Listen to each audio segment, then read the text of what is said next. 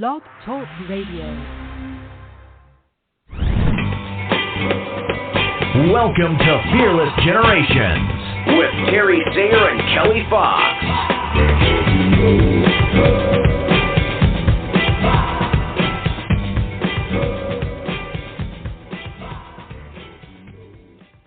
Aloha! Welcome to Fearless Generations, 12 Steps to Freedom. I am Kelly Fox, and we are here on the final night of Step 12, which is love. And this is the goodbye to Season 9 episode. And as we said last week, we are in Hawaii today, and that is where we are coming to you from. So let me bring on my beautiful co-host, Terry Sayer. How are you doing today, Terry? I am doing great. I am sitting here on the lanai outside of our suite and looking out across the lava bed with the palm trees blowing and the plumeria smelling so nice. So I'm sort of just in heaven at the moment. It's beautiful. Yeah. We've had a very full day, starting with leaving our suite an hour before the sun rose so that we could go to this particular lookout point and get to see all of the beautifulness of the sun rising over the ocean. It was pretty cool, but we left the suite at 5 o'clock this morning. So it's been a very full day. And talking about love, I have definitely loved so much of this vacation. Getting to spend time with Terry is always good, and getting to spend some one-on-one time with my oldest daughter, who is on the trip with us, has been awesome. And I love spending time with my sister and my brother-in-law as well, who are here with us. So, I've loved food. I've loved our view. I've loved the camaraderie, and we put a puzzle together. I've loved the luau that we went to last night. I've loved it all. And I think that that's how we want to live our lives. We want to live our lives doing things that we love, being with people that we love, loving ourselves enough to take care of ourselves so that we can participate, in the things that we want to and that we love. So this vacation has been a great lesson of seeing all of the love that I have in my life. Yeah, that's beautiful. I think it's when you're in a place that's just, that God has created this beautiful, beautiful island out in the middle of the Pacific Ocean, and it was created by volcanoes, and you can see the residue of the lava, which is beautiful to look at as well. And you just think about the life that we are able to live because we've been created in this beautiful place. It's been created for us to enjoy. And then it's especially poignant for me because I committed to my grandchildren that when they graduated from high school, I would take them on a special trip. And so this is Arisa, Kelly's oldest daughter's special trip. And we were fortunate enough that there were others in the family that could come along as well. So my oldest daughter and her husband, Jay and James, and then Kelly was able to come because Arisa is, she's just a little bit hesitant to step out of her comfort zone. And so we wanted this to be a comfortable atmosphere for her to do that. And by having Kelly here with her, that's given her the additional courage to step out of her comfort zone. And I think that's been a joy to watch her do that. Just the simple things like making a decision of what to eat, and just being able to make those decisions and step out and and realize that the world is not a scary place. It's really a place where you can take risks and you can grow and you can become the person that you were created to be. So I really enjoy the fact that I can do that for my grandkids, because I want them to have those experiences. I want them to be able to go out into the world, and I also want them to create memories of times that we've spent together. My grandmother was probably my favorite person on the whole earth, and I have so many wonderful memories of her and the love that she shared with me. And not that she, took me a lot of places. She just loved me. And I've tried to emulate her as a grandmother, to just do some of the same kinds of things that my grandmother did for me, for my grandchildren. And that's because she loved me and gave me such a wonderful example of unconditional love. I can practice that in my relationships with my grandchildren, and that's been a joy to me as I've been able to develop those relationships. And I have 21 grandkids, and the oldest one, I think he's 36. I'm not sure. That could be wrong. And the youngest one, I think she just had her birthday, and she's turned maybe 12. I don't know. And then there's Griffin, Kelly's youngest. I think he just turned 7 or 6. I can't remember. There's too many of them. But I look forward to, having those kinds of relationships with them. Now, my grandmother only had 2 grandchildren, which made it, you can spread yourself just so thin, right? But I'm determined, because I want to be able to show them either by, my words, my thoughts, my actions, my prayers, that they are important to me and that I love them unconditionally. It doesn't mean I have to do things for them. As I can be with them, I can remember the things that are important to them. I can, do my best to be at their activities and just be interested in what they do, and so that I can watch them grow up to be the amazing people that they're going to grow up to be. I just have faith in that, because their parents are good parents, and they've been taught, how to live in a loving way. And so it's just a legacy of love, and that's what I want to leave on this earth when I depart, is a legacy of love. Yeah. This whole experience worked out really well for me. For me to be able to come along on this journey.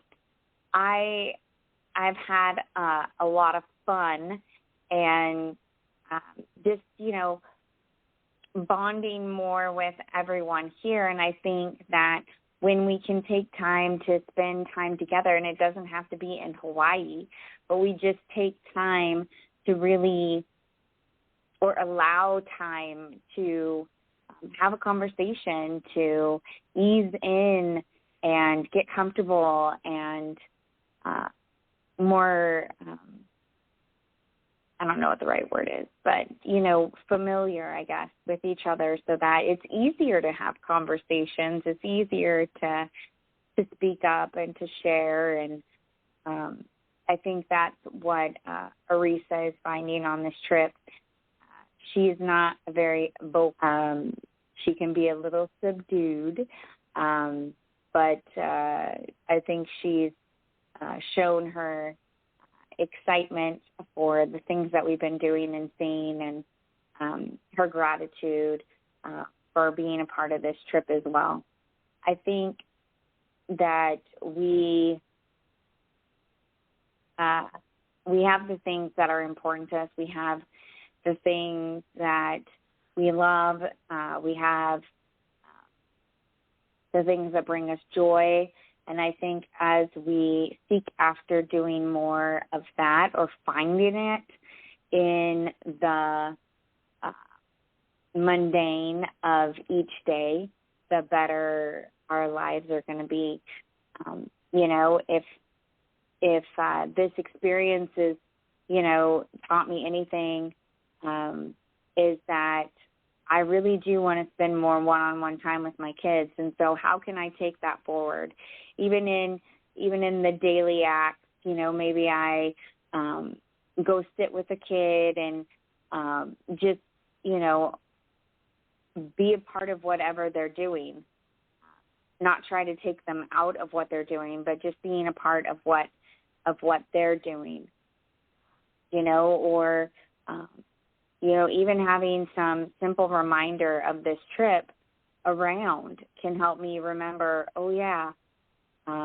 living in the present moment, step 6, can help me, see the love in my life, express the love that I have for the others in my life better. A lot of good lessons as we've been out here having fun. Yeah, for sure. And I think that brings up a really good point, that you don't have to take a trip to Hawaii to practice loving yourself and loving your family, loving those people around you that you really care about. It's those little acts of love, those opportunities that we take to be grateful. When we limit our expectations and live in intention, we live with an intention to be loving, to think loving thoughts, to speak loving words, and to have loving actions. And if that's our intention and we practice that daily, then we are really able to make that a part of us. We can become that essence of love. And we're going to fall into expectations, and we're going to be disappointed. But when we have those disappointments, those feelings of overwhelm, those feelings of not being enough, we can shift our mindset, and we can remember our gratitude, and we can remember our intention. So if we kind and loving, we can catch ourselves, and we can change that. We can change it immediately. We can say, oh my gosh, that's not what I meant to say. Or we can write a note to someone. We can call someone. We can send them a text. We can send them an email. We can change that quickly by reverting to that intention of being loving with our thoughts, loving with our words, and loving with our actions. And sometimes for me, that just means, taking myself out of a situation, proactively going outside and taking a walk, doing something that will help me to reframe my attitude, reframe my thoughts, and I can get back into that place of my intention, which is to be loving, to leave a legacy of love for my life. And we're all human, and we all sometimes get frustrated or we get upset not because of something we've done, but maybe something someone else has done. And so we can, again, reframe our thoughts. And our thoughts can be more kind, more loving, more empathetic, more understanding, that issues in their life that create this contention. And we don't have to be a part of that contention. We can still be kind and loving, and we can spread that through our example. So it's certainly not something that is easy to do always in every situation. There's not always ease in reframing, but I believe that reframing our thoughts, our words, and our actions can lead us down the pathway to a legacy of love. And that, for me, starts with the love of God, the love of myself, my neighbors, and a love of every, Christ tells us even to love our enemies, right? Which I'm still working on that one. But it's that essence. It's that essence of love. And even when we're tired or we're just, we've had a hard day, we've had, something we need to reframe when something hasn't gone right. What can I learn? How can I move forward? How can I continue to have that compassion for myself, that compassion for others that will allow me to continue building that legacy? And so it's a very mindful and inclusive way of thinking and acting and speaking. And it's also, we're not going to be perfect, right? Remember, I'm a recovering perfectionist. So, I would like to say I can perfectly be loving all the time. Well, but it doesn't happen. But I can continue to practice. I can continue to practice and continue to practice and have compassion for myself and continue to practice being loving with my thoughts, words, and actions. And I believe that's the way I'm going to create the legacy that I desire to create. So I think it's a way of being mindful, and it's a way of thinking. It's a way of being. It's an essence, and love can be the essence of our lives. Yeah, absolutely. When I think back to this year, it's crazy to me that this is now the end of our 9th season of doing this podcast together.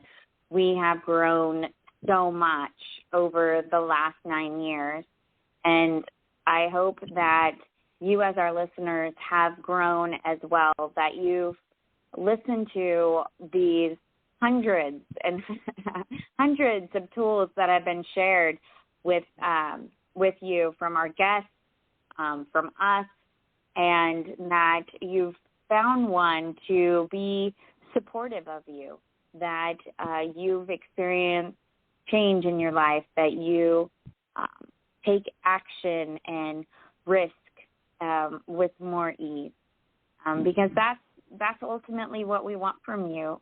For you. We want you to be able to step into freedom. We want these 12 steps that we've shared with you to support you in having a fuller life, living the life that your soul intended, as Rhonda says.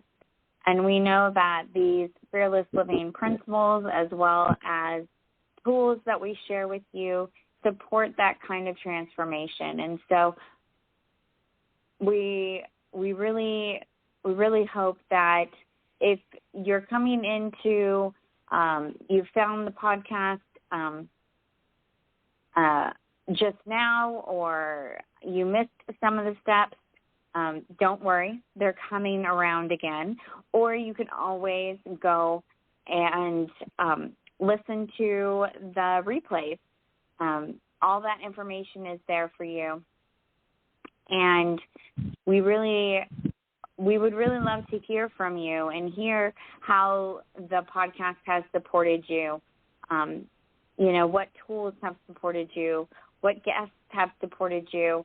Our guests, several of our guests come back each year, sometimes several times a year. And if there's one that really resonated with you, let us know, and we'll see if we can get that guest back on. We want to provide value for our listeners and really support you in having the transformation that is capable for you. Yeah, I think our intention as Fearless Generations, and our intention as we have transformed our lives, both personally and as a mother and a daughter, and our relationship has certainly transformed over the last 9 years. And that's what we want for. That's what we want for you. That's what we want for every person whose lives we can touch. And we want to touch as many lives as possible, because we know, and I mean we know, that the tools and the strategies that we share can support you, can help you to shift your mindset to be grateful, can help you to live intentions, can help you to love yourself and love your neighbor and love mankind, to where you can have ease and grace in your ability to serve, and your sphere of influence can become one that brings love to this planet.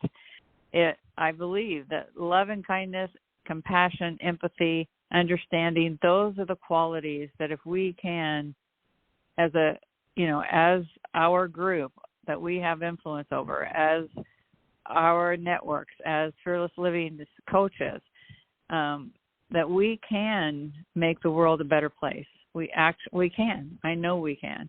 And it starts with one person at a time, learning to love themselves, appreciate themselves, acknowledge their value, to know that they're valued, that they are, they're children of God, that they have divinity within them, that they are of great value.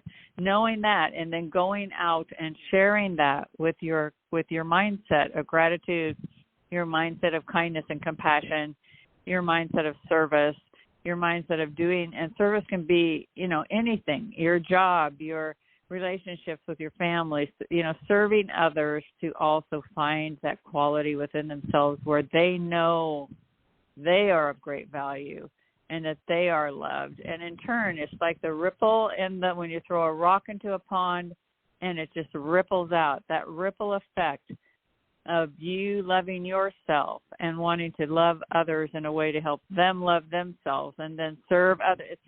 It can be, the multiplicity of it will be enormous. And Kelly and I have seen that in our relationship. We've seen that in our immediate family. We've seen that in our work. I've seen that in my community. It makes a difference. You can be a catalyst for bringing love to this planet because you've learned to love yourself. And that's exactly what we try to do here in Fearless Generations. We take you through 12 steps to freedom, 1 a month. And if you're able to incorporate those steps and the tools that we share with you and the coaches that we bring on the program share with you, I promise you, I know that if you sincerely desire to transform your life from one of fear to one of freedom, that you can do it. And so that's what this is all about. And so that's really my hope. That's my hope for you, that you'll continue to listen, you'll continue to join us, you'll stick with us for the year. You'll listen to Terry Talks every morning. I talk about the same steps. So all this month I'm talking about the step of love. It's 1 minute every morning, every weekday morning, just a little pep talk to keep you on that pathway to love. And if you're really committed, we would invite you to join our Stepping Towards Freedom program, which is a year-long program where we meet with you twice a month. You have personal coaching. You have other coaches come in and share tools where you have support. Like mega support to incorporate these 12 steps of freedom into your life on a more consistent basis, and then supported with Fearless Generations, our podcast, supported with Terry Talks, and just supported with that one-on-one coaching. So this could be the end of this year's podcast, but it could be the beginning of another whole year of transformation, another year of increasing the depth and rigor of your love for yourself and others. And that's why love is the final step. It's like when you get to that point where you have that essence of love in your heart and your soul, then you can make decisions that will be based in your intention, and life will have more grace and ease, even in the middle of chaos. Absolutely. I love it. I love everything you just said. When you were talking about our relationship has changed in the last 9 years, it has changed so much because the podcast is what brought us together as Fearless Generations. We weren't working together before that. We were separate coaches with completely separate businesses, which we still have, but there was no Fearless Generations before this podcast. And now I can't even remember there not being a Fearless Generation. It's been awesome having our relationship develop, to be able to see and be a witness in the front rows of your transformation, to have you here with me. And I feel like I have a sneak peek into who you are that nobody else has. It makes me special. Mm-hmm. And it's been really awesome these 9 years, getting to know you, getting to know myself, getting to know the work, and being able to step out of my own comfort zone more and more each time we go through these steps, to increase my integration of these steps each time we go through them, to really understand them at a deeper level every time we go through them. And that's why we hope you stay with us, because we know that the next time that step comes around, you're going to be able to take it even deeper. You're going to expand it even further. And you're going to be able to use the tools shared even more. And so please stick around, join us for season 10. And we're excited to get the ball rolling again and start off with step 1, which is awareness. And just so you know, Terry and I can be found wherever you are on social media, pretty much, as Fearless Generations.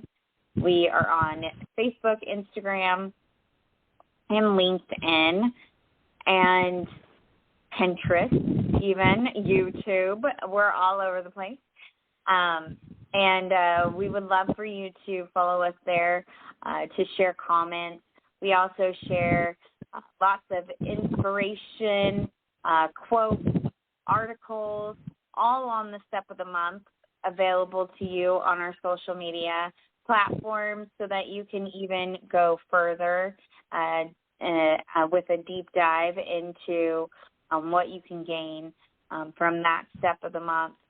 And we want to be of support, and we do that by offering 2 workshops a month, the first one being the second Saturday of the month from 10 to 11:30 Pacific, and it is called What is Fear? And believe me, you will leave that workshop knowing much more clearly what your fear is and how it affects you. And then the other workshop that we offer is one of the 4 no's of fearless living. So no expectations, no complaining, no excuses, and no beating yourself up. And we, of course, teach you the tools that go along with each of those no's to help you to say yes to yourself and yes to freedom. And you can find information on all of that, as well as our Stepping Towards Freedom program that Terry talked about earlier, on our website, Fearless Generations, with an S at the end, generations.org. Go check that out there, and you can see all of the offerings that we have with workshops, with the program, and also just learn more about us. There's also all of the past 9 seasons there that you can listen to as much as you want. We also want to remind you that these 12 steps to freedom were created by Rhonda Britton, the CEO and founder of the Fearless Living Institute. And if you would like to know more about Fearless Living, please go to fearlessliving.org and check it out. There are all kinds of great things there available for you to learn more about Fearless Living and the tools. Rhonda has all kinds of courses. She has several books. So you can go there and find out all about that. And please come back and join us. Next Monday, we will be starting with Season 10 and Step 1, Awareness. Terry, I love you. I thank you so much for being here with me the past 9 seasons, and I'm excited for going forward. Yes. Mahalo.